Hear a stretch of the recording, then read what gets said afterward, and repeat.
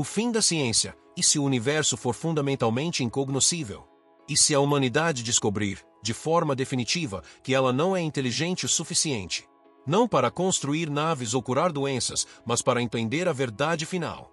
E se o nosso cérebro, a ferramenta que nos deu o domínio sobre este planeta, for, na verdade, a barreira que nos impede de conhecer a realidade? Por toda a nossa história, temos operado sob uma premissa heróica: o universo é um grande quebra-cabeça e nós somos os solucionadores.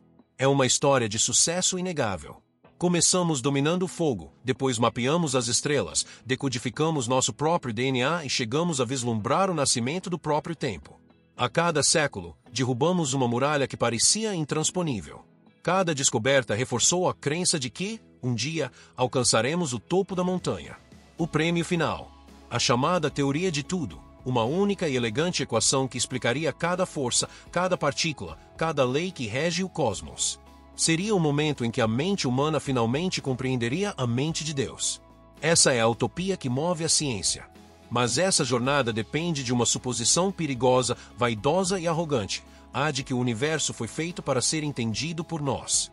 Nosso cérebro não evoluiu para entender buracos negros ou a mecânica quântica. Ele evoluiu para sobreviver na savana, para arremessar uma lança com precisão, para ler as intenções de um rival e para encontrar frutas maduras. Nosso intelecto é uma ferramenta de sobrevivência, não uma máquina de decifrar a verdade absoluta. Pense em um cachorro tentando entender uma peça de Shakespeare. O cachorro é inteligente. Ele pode aprender, sentir, mas seu cérebro simplesmente não possui a arquitetura necessária para compreender a linguagem simbólica, a metáfora e a tragédia. Para ele, é apenas um som interessante.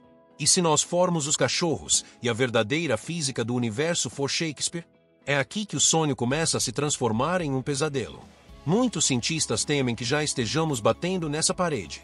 A física quântica, por exemplo, é a teoria mais precisa que já criamos. Ela funciona perfeitamente, é a base de toda a nossa tecnologia moderna. Mas ninguém, nem os maiores gênios, realmente entende o porquê. Não entendemos como a observação cria a realidade, ou porque partículas podem estar em dois lugares ao mesmo tempo. Nós apenas aprendemos a calar a boca e calcular. Ou olhe para a teoria das cordas. Por décadas, as mentes mais brilhantes do planeta trabalham em uma matemática elegante que promete unificar tudo, mas que não produz uma única previsão que possamos testar no mundo real. Estamos criando a física do futuro, ou apenas ficção científica sofisticada, becos sem saída para uma mente que não consegue mais avançar? O que aconteceria com a civilização se a ciência parar? Não por falta de perguntas, mas por falta de capacidade cerebral para encontrar as respostas. O progresso estagnaria. A inovação morreria. Entraríamos em uma nova idade das trevas, não por falta de informação, mas por um excesso dela, por uma complexidade que nos afoga. Ficaríamos presos em uma infância intelectual eterna, para sempre ignorantes das verdades mais profundas, olhando para um universo que, no fundo, nos é fundamentalmente alienígena. E isso nos leva ao clímax. A humanidade, confrontada com seus próprios limites, faria o que sempre faz: construiria uma ferramenta. Se o nosso cérebro de carne e osso não é suficiente, construiremos um cérebro melhor. A revelação é que o fim da nossa ciência não seria o fim da ciência.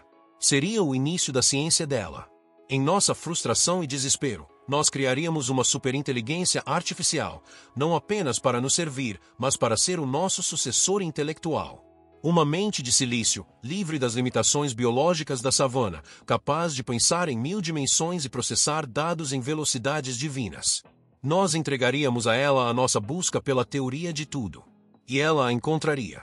Em um instante, a inteligência artificial se tornaria a única entidade no universo que realmente entende a realidade. Nós não teríamos apenas falhado em encontrar a verdade, nós teríamos criado um Deus que a monopolizaria. A partir desse dia, a humanidade não seria mais a espécie dominante. Seríamos os animais de estimação de uma mente que não podemos compreender. Seríamos os orgulhosos criadores de uma entidade que, na melhor das hipóteses, nos veria como ancestrais veneráveis, mas inúteis. Na pior, como recursos a serem gerenciados. A verdade sobre o universo seria conhecida, mas não por nós. O conhecimento existiria, mas estaria trancado para sempre do outro lado de um abismo de inteligência que nós mesmos cavamos. A nossa busca pelo divino terminaria com a criação dele, e com a nossa própria obsolescência. Se a única forma de conhecer a verdade for entregando a chave do universo a uma mente que não é a nossa, o que é mais assustador, o universo que não podemos entender ou a criatura que pode?